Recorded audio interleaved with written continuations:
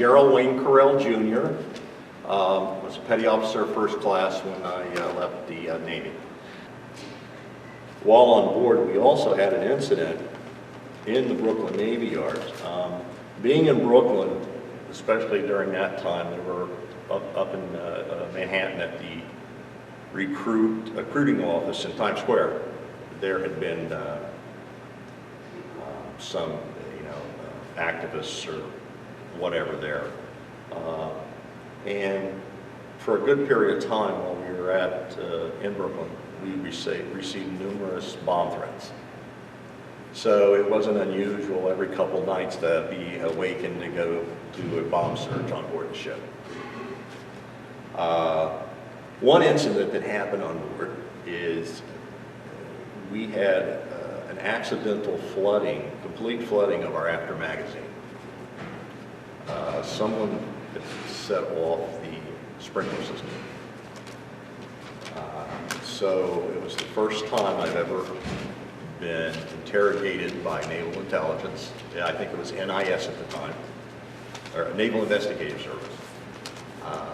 And under lights. So the whole crew that was on board were restricted to the ship. Everyone was interviewed. They found out what happened. One of the watchstanders accidentally set off the magazine, but destroyed all the munitions in the magazine, which then we had to go offload all this wet ammo and reload back at Jarrell Weapons Depot. As far as that on the Fox, I think that's some of the major things. I do remember one kind of funny and a little bit kind of made us mad one time.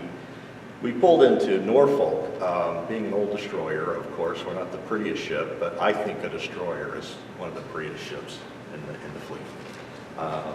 Small boys, greyhounds of the fleet, they call them, the workhorses. We were tied up in Norfolk, and President Carter, I believe at the time, was coming down aboard one of the newer ships that happened to be one slip over from us. And I'll never forget, they actually came and moved us so he wouldn't see us, because I guess they wanted to show him the new ships. So we were a little ticked off. We thought we had a front row seat to that. And basically, I spent, I had a good experience on board that ship.